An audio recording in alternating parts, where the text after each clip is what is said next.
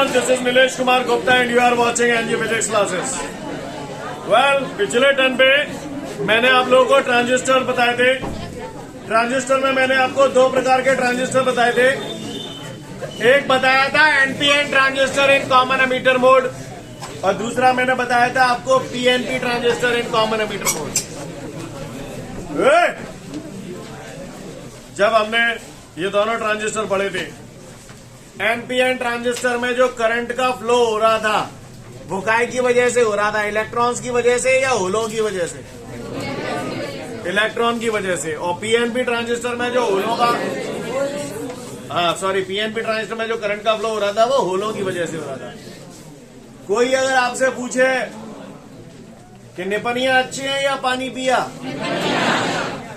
इसी तरीके से कोई आपसे अगर पूछता है कि एनपीएन ट्रांजिस्टर अच्छे होते हैं या पीएनपी ट्रांजिस्टर अच्छे होते हैं, तो बोलना है एनपीएन ट्रांजिस्टर अच्छे होते हैं.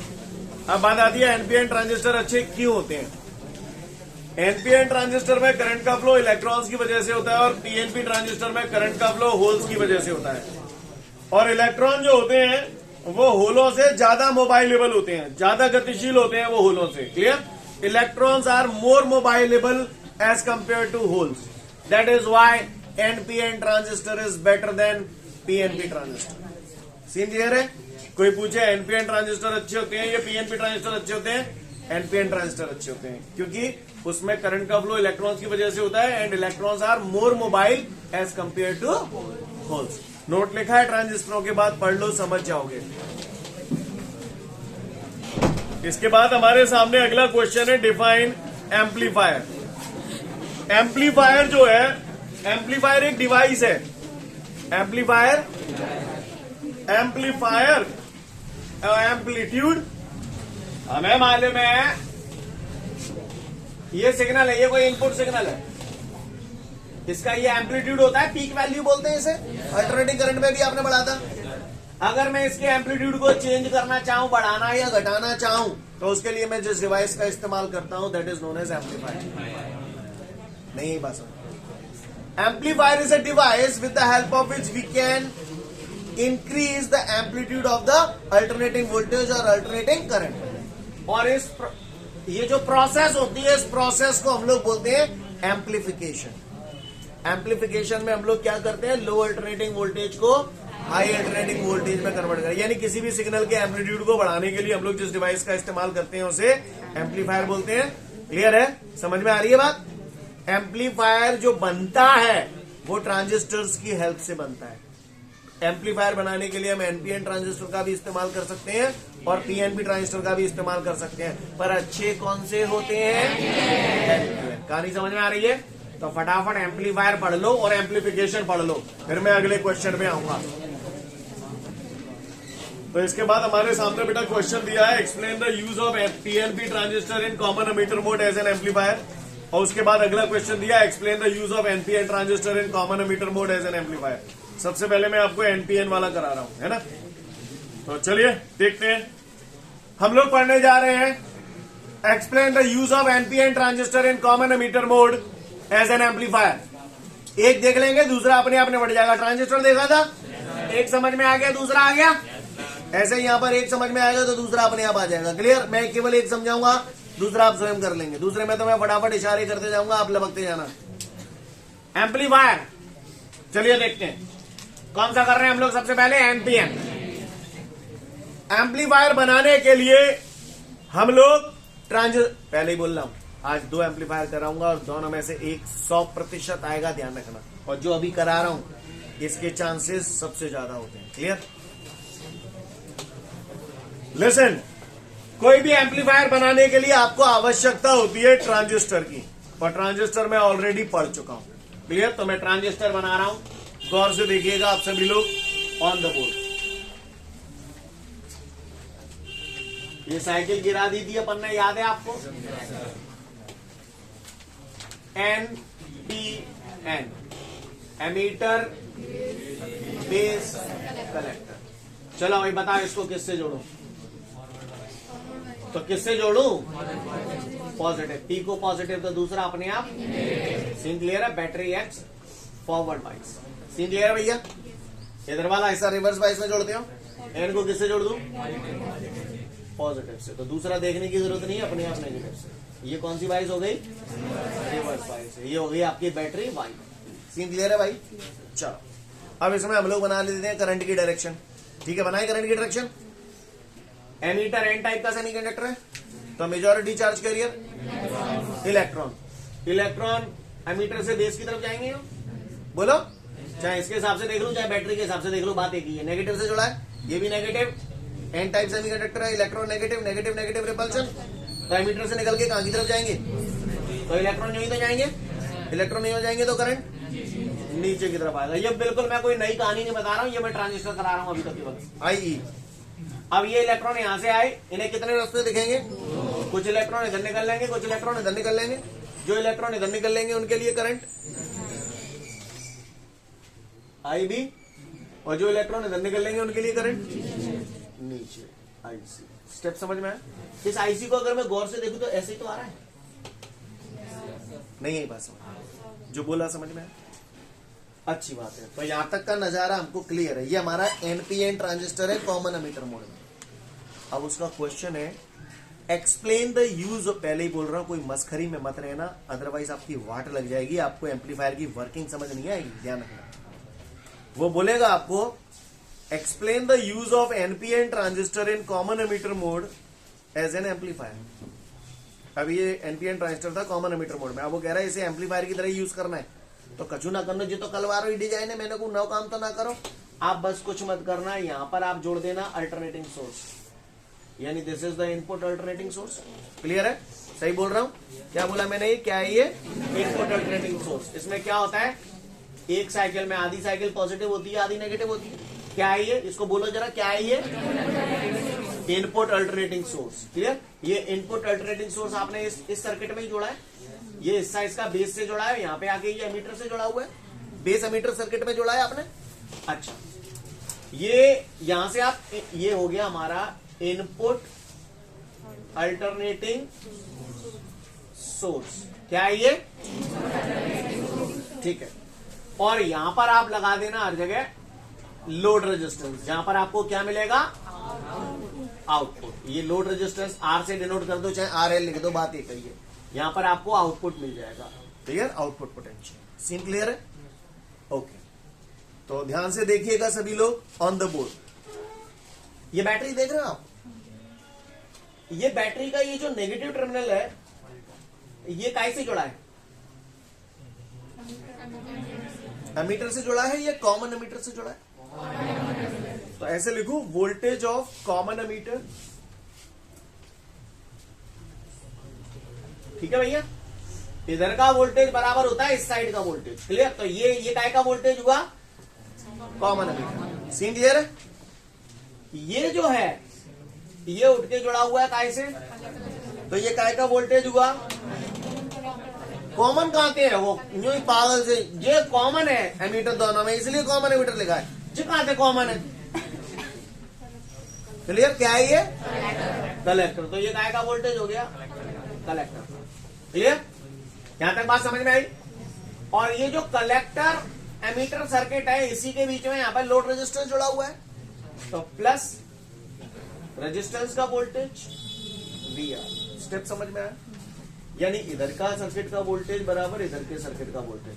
ये कॉमन एमीटर है इसलिए VCE। इधर दो चीजें जुड़ी हैं, कलेक्टर भी जुड़ा है और रेजिस्टेंस भी जुड़ा है, तो दोनों के वोल्टेज। सीन क्लियर है? कोई दिक्कत? आगे बढ़ जाऊं? आगे बढ़ रहा हूं। VCE माइनस VR बराबर VC। स्टेप समझ में आया? क्लियर है सभी को? VC बराबर VCE माइनस, ये काय का वोल्टेज है?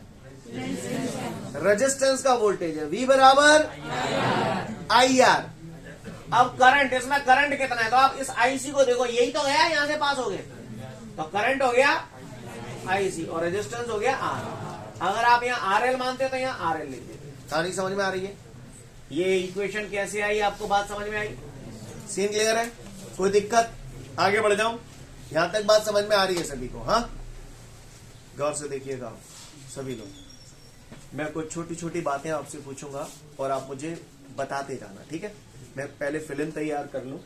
मुझे एक बात बताओ, मैं आपको सैलरी ऑफर करना चाहता हूं। आपकी सैलरी है 100 minus 2 into 3 lakh rupees per month. मुझे बता सकते हो कितनी सैलरी है आपकी? 2 3 6, 100 माइनस 6 यानी 94 लाख रुपीज पर मंथ। सही बोल रहा? आपकी सैलरी जो है 94 लाख रुपीज पर मंथ है। अगर मैं इसे, हेलो प्लीज समझने की कोशिश करें यार, अगर मैं इसे 2 की बजाय बढ़ा के 5 कर दूं तो आपको कैसा लगेगा? बेकार लगेगा, क्योंकि इसको बढ़ाने से सैलरी, मैं यही स्टेप है, ये देखिए गौर से, ये जो टर्म है वो ये रहा, ये कलेक्टर करंट है। कलेक्टर करंट अगर बढ़ जाएगा तो कलेक्टर का वोल्टेज कम हो जाएगा। कहानी समझ में आ रही है? थीम समझ में आई? और अगर ये कम हो जाएगा तो ये, मैं बोलूंगा अभी थोड़ी देर बाद जब वर्किंग समझाऊंगा। If collector current decreases, collector voltage, और if collector voltage increases, collector current increases, collector voltage, ऐसे आप बोलोगे मुझसे? हाँ, समझ में आए ये स्टेप में क्यों बोल रहा हूं? कलेक्टर करंट बढ़ेगा तो कलेक्टर वोल्टेज कम होगा, कलेक्टर करंट कम होगा तो कलेक्टर वोल्टेज। अभी पूछूंगा, जब जैसा है तब वैसा बोलना। क्लियर है? समझ गए जो बोला? मैंने आपको कल परसों एक एग्जाम्पल दिया था ट्रांजिस्टर समझाते समय, एमीटर, बेस और कलेक्टर का। दिया था कि नहीं दिया था? याद है आपको? एमीटर, बेस और कलेक्टर का एग्जाम्पल दिया था। एमीटर आपकी जेब हो गई, बेस मेरा हाथ हो गया और कलेक्टर मेरी पॉकेट हो गई, जेब हो गई। ऐसे समझाया था मैंने। अगर आपकी जेब से एमिट ज्यादा होगा तो कलेक्टर पे ज्यादा पहुंचेगा या कम पहुंचेगा? और एमीटर से ही अगर कम एमिट हो रहा है तो कलेक्टर पे कम पहुंचेगा। या इसे ऐसे भी बोल सकता हूं, बेस पे अगर कम पहुंच रहा है तो कलेक्टर में कम पहुंचेगा, बेस पे अगर ज्यादा पहुंच रहा है तो कलेक्टर में ज्यादा पहुंचेगा। जो बोला समझ में आया?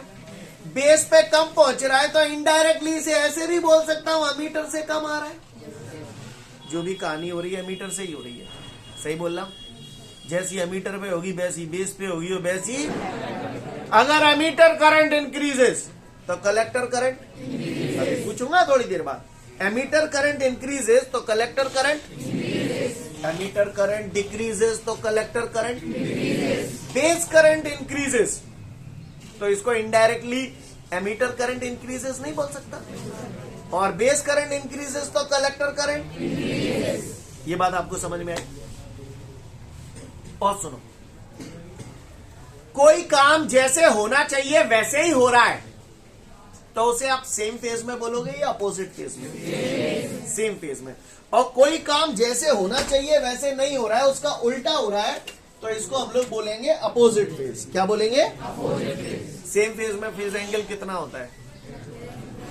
0 डिग्री। बताया था आपको पहले। अपोजिट फेज में फेज एंगल कितना होता है? 180 डिग्री, यानी कि पाई से डिनोट करते हैं आप। क्लियर? मैं कुछ सिचुएशन दे रहा हूं, उन सिचुएशन को सुन के आप मुझे बताना जो काम हो रहा है वो सेम फेज में है या अपोजिट फेज में। ठीक है? मैं खूब पढ़ रहा हूं और बेहतरीन नंबरों से पास हो रहा हूं, सेम फेज? Same phase. मैं ना पढ़ रहा हूं, ने कहूं, और बेहतरीन नंबरों से फेल हो रहा हूं, सेम फेज। आपने बिल्कुल सही बोला, नहीं पढ़ेंगे तो फेल ही हो। सही बोल रहा हूं ना?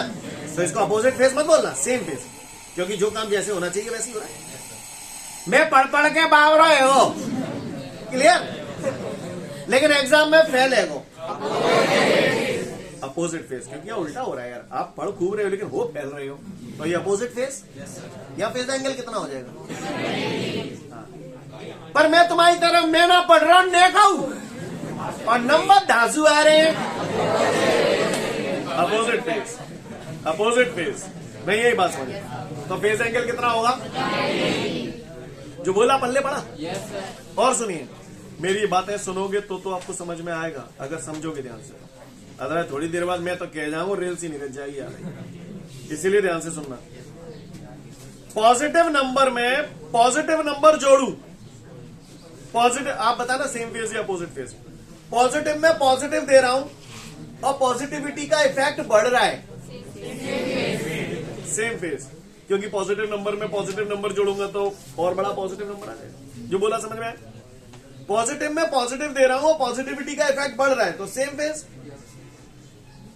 नेगेटिव में नेगेटिव दे रहा हूं और नेगेटिविटी का इफेक्ट बढ़ रहा है, सेम फेज।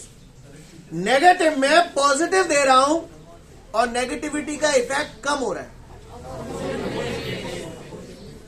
सुनना, नेगेटिव में पॉजिटिव दे रहा हूं और नेगेटिविटी का इफेक्ट कम हो रहा है, सेम फेज। क्योंकि नेगेटिव में पॉजिटिव अगर दूंगा तो नेगेटिविटी का इफेक्ट कम ही होना है, जो जैसे होना है वैसे ही तो हो रहा है।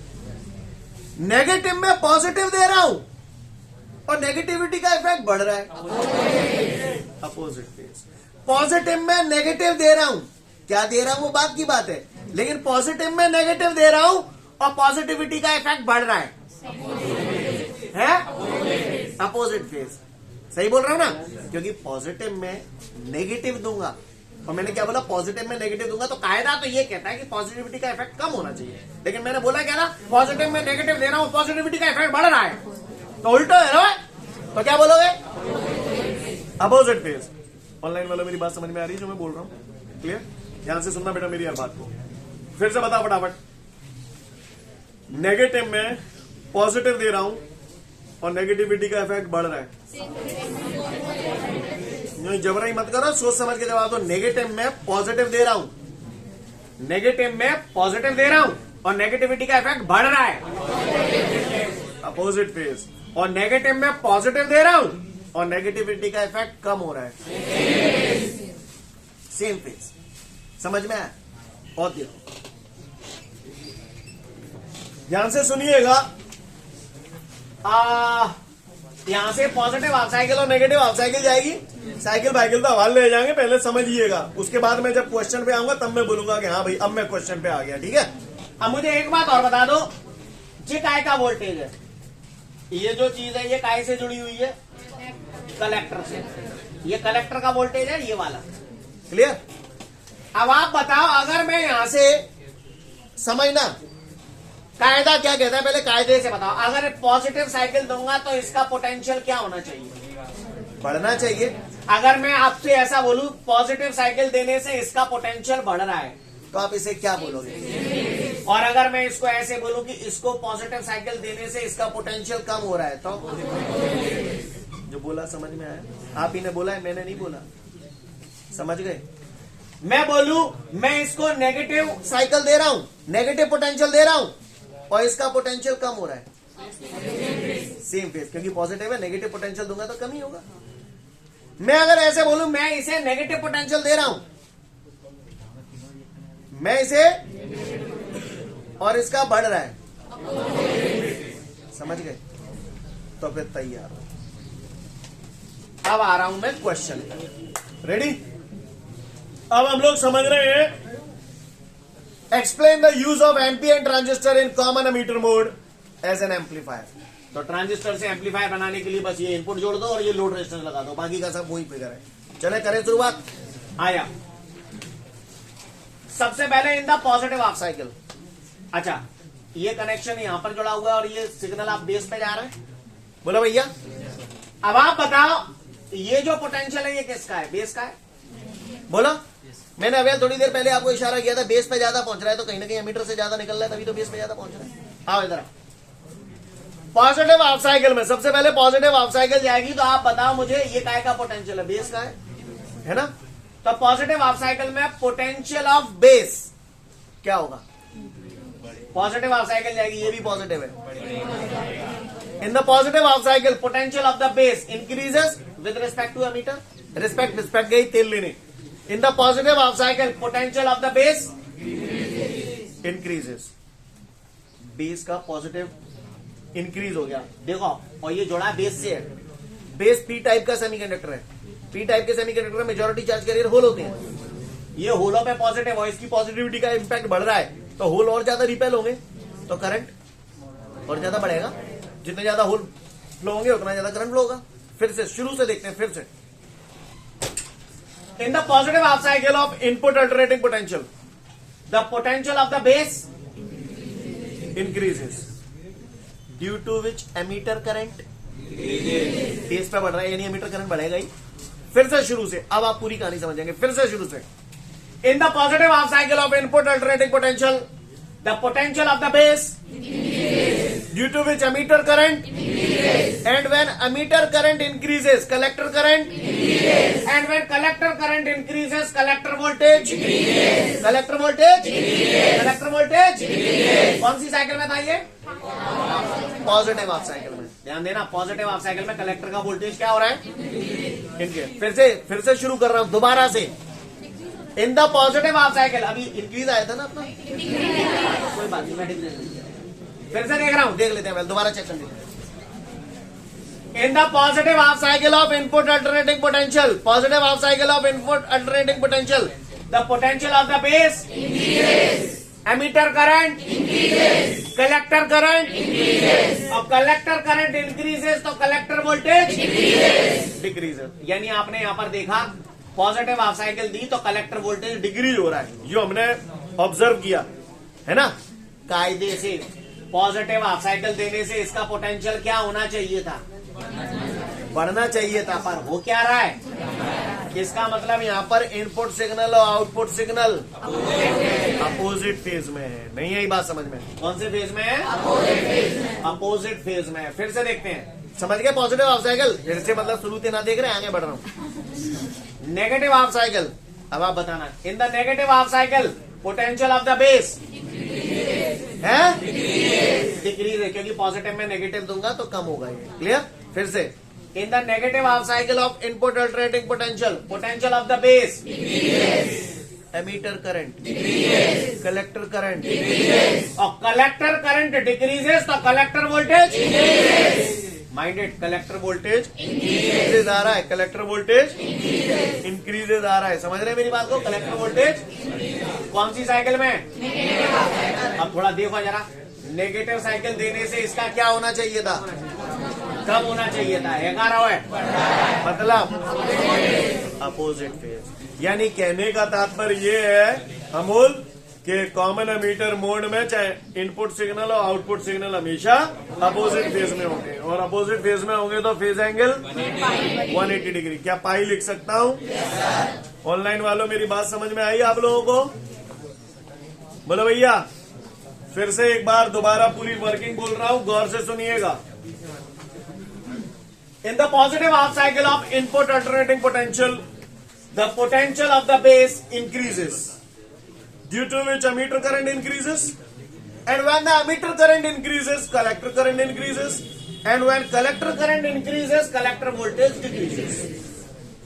On the other hand, in the negative half cycle of input alternating potential the potential of the base decreases due to which emitter current decreases, and when emitter current decreases collector current decreases, and when collector current decreases collector voltage increases.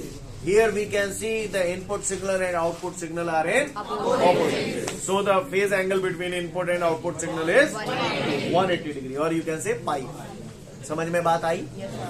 आगे पढ़ लो भाई। तो पढ़ लो पहले NPN transistor in common emitter mode as an amplifier. इसके बाद हम लोग देखते हैं use of PNP transistor in common emitter mode as an amplifier. तो गौर से देखिएगा सभी लोग, कहानी बिल्कुल सेम एज इट इज है। PNP एमीटर बेस कलेक्टर, इधर वाला फॉरवर्ड बाइस में रिवर्स बाइस। एन को किससे जोड़ू?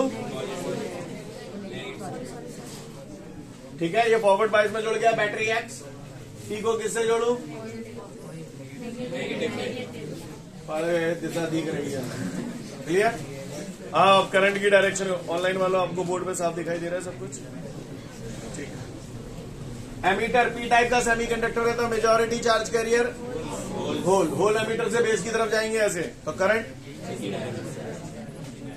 आई लिख दूं।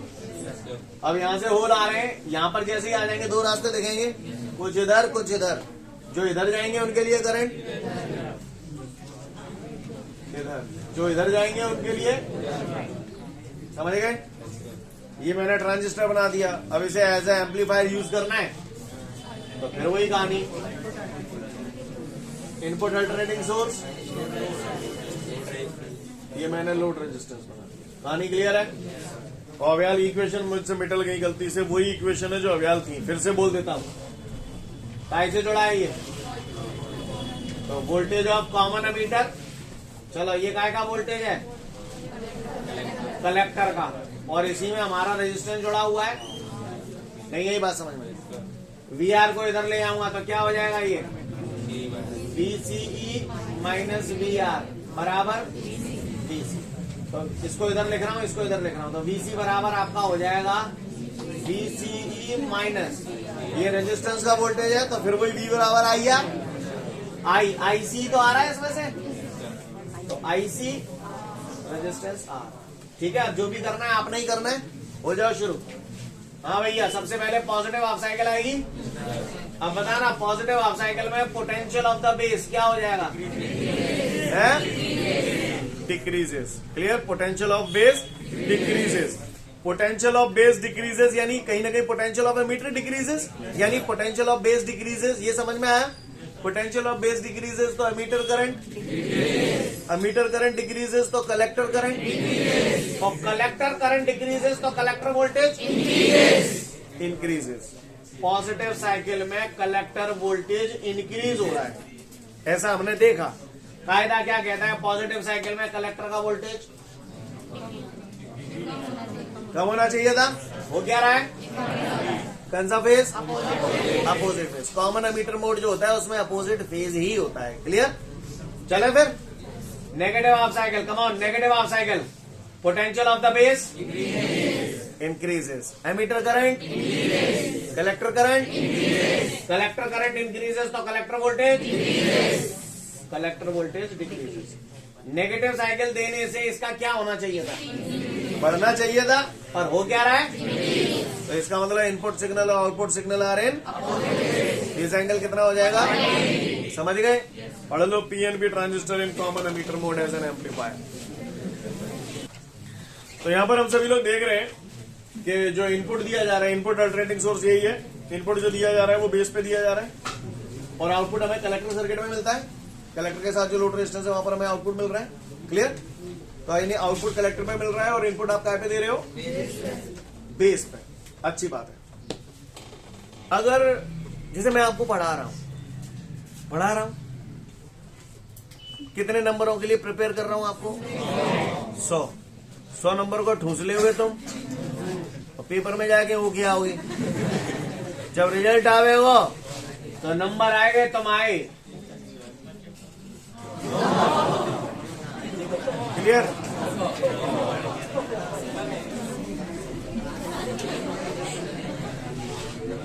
इसमें आउटपुट कौन सा है? ऊपर वाला, और input this is your number gain. क्या है ये? Number gain. जिंदगी में कभी भी किसी भी चीज का गेन निकालना हो कि क्या मिला, तो you always say output upon input. This is your output and this is the input. Clear? यहां से आप इनपुट दे रहे हो, यहां पे आउटपुट मिल रहा है। सही बोल रहा हूं? Yes sir, no? ये रामबाण फॉर्मूला है, आपको आगे भी काम देगा। ये मैंने आपको 11th में भी बताया होगा। कभी भी किसी चीज की इफिशियंसी या गेन निकालना हो, you always use output upon input. ये मैंने ट्रांसफार्मर पढ़ाते समय भी आपको बताया था, आउटपुट अपॉन इनपुट। क्लियर है? अच्छी बात है। अगर आपको मेरी बात समझ में आ रही है तो आगे कुछ मैं फालतू की बातें बोल रहा हूं, तुम भी फालतू में बोल देना। ठीक है? कमीनो, बचपन में पढ़ा था V बराबर IR। कोई भी चीज आप बोलो उसके आगे गेन लगा देना। क्या लगा देना? ये फॉर्मूला मुझे याद है। तो V बराबर I इंटू आर ही तो हुआ। मैं पूछू तुमसे का है वोल्टेज गेन को फॉर्मूला का है, तो तुम क्या कहोगे? Current gain into, simple.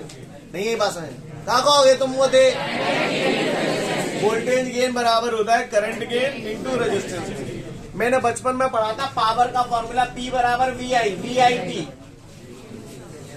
Power gain बराबर voltage gain into current gain. ऐसा लगा ये जो सरल है, मतलब बच्चे कितने सरल है। तो power gain is equal to किसी पट्टे ने पूछ लिया काय रे पावर गेन की डेफिनेशन बताओ तो हम उसे बोलेंगे the product of voltage gain into current gain is called power gain. Listen everyone, गौर से सुनिएगा. सुना तुमका? अरे कहा सुना? सुना दे. क्लियर? तो इतनी बात आपको समझ में आई. अभी मैं तो घसीटा मार दूंगा पर उसमें आपको समझ नहीं आएगा, मजेदारी नहीं है. लिसन एवरीवन, तो दो बातें आपको यहां पर समझ में आई. फॉर्मूला बनाना है, गेन गेन गेन लगा दो. दूसरा, कभी भी किसी चीज का गेन निकालना हो हमें आदित्य, तो हम हमेशा क्या अप्लाई करेंगे? Output upon input. Output upon को पट्टा ने बोलते जब पूछ लो कह रे भला व्हाट इज रेजिस्टेंस गेन, तो मैं बोल दूंगा आउटपुट रेजिस्टेंस. को बोलते पूछ ले कह लल्ला what is voltage gain, output voltage. को पट्टा बोलते पूछ ले what is current gain, output current upon input current. नहीं आई मेरी बात समझ में? सीन क्लियर है? तो ये करंट गेन क्या हुए है, ये वोल्टेज गेन क्या हुए है, ये पावर गेन क्या हुए है, ये आप लोगों को कल बताया जाएगा. उसके लिए आप लोगों को कल आना होगा. क्लियर है? समझ गए? तो ठीक है, आज के लिए पर्याप्त है. Thank you everyone. Have a great day to all of you guys. जय हिंद.